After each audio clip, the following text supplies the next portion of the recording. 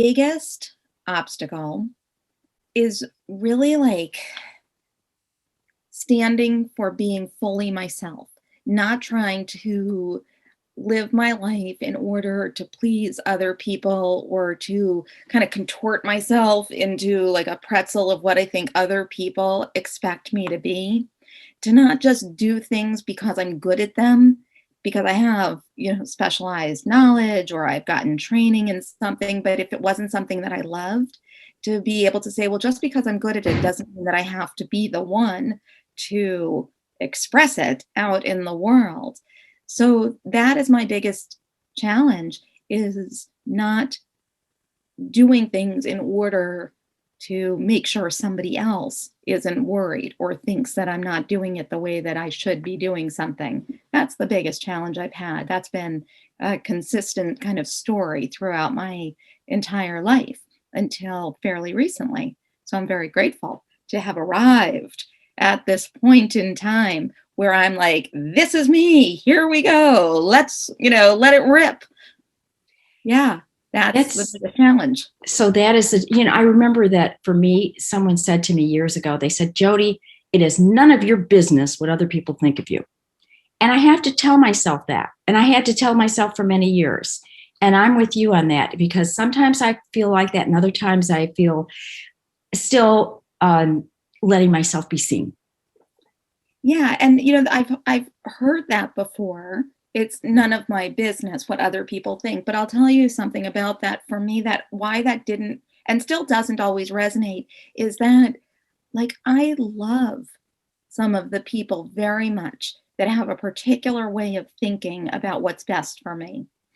And it's important to me that they feel, that I really do listen to them, and that I don't put other people in a situation of needing to take care of me because I didn't do what I needed to take care of myself. So one example, just a little example, it's very a simple one, but in terms of my own health and well-being, it is my business what the impact or the consequences that if I don't take care of myself, there would be an impact or a consequence on like my children. Because as I get older, it's not for them to have to take care of me because I didn't take care of myself. I'm not talking about something like terrible happening. Of course, I'm very fortunate, not of course for everybody, but of course for me, my kids would show up and do whatever they needed to take care of me. But if I am not just doing my general self-care, nutrition, my sleep, my movement, and I get diseases that are preventable, to me, then I do take responsibility for that. So you could say, that's really none of anybody else's business what I eat, what I, do with my body. But for me, with certain people, I really do hold the impact, the consequences of their experience, also in my heart. And so I do make some decisions based on my commitment to their thought process and well-being. Does that make sense? So can you name one obstacle where you are willing to be seen now and not listen perhaps as much to others' opinion as you used to? Well, I would say most recently, I've been participating in a 100-day challenge, and it's so much fun for me. And what I'm doing is celebrating people every single day. I think about somebody in my life who's really making a difference, whether they've made it in my life or just like out in the world. And I just get to be a happy recipient of like who they're being and what they're producing and creating. And before I started doing this 100-day challenge, I have not been much of a public person, like on video or anything like that, or being my total like goofy, silly self, except for like, people know that about me, or if I'm a teacher in a classroom, really in person, but not like in public kind of thing, not like full on.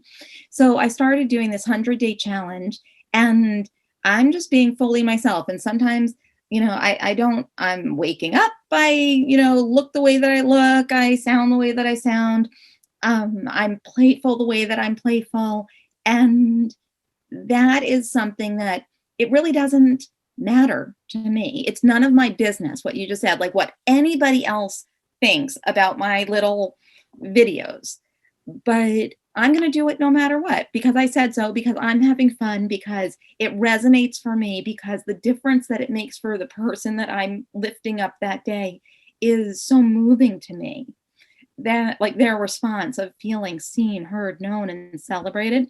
I'm just like, I could do this every day for the rest of my life. And yeah, it takes a little bit of time. Could I be doing something else with my 30 minutes every, those 30 minutes every day? Probably. Do other people think that perhaps I should be using those 30 minutes in some other, like, more productive way? They might. I don't care. So, um, so that is a good example for me. And I've only been doing this 100-day challenge for about 38 days, and I love it. I love it so much that, yeah, I really wouldn't, if somebody said something to me about, Devora, that really might not be the best use of your time.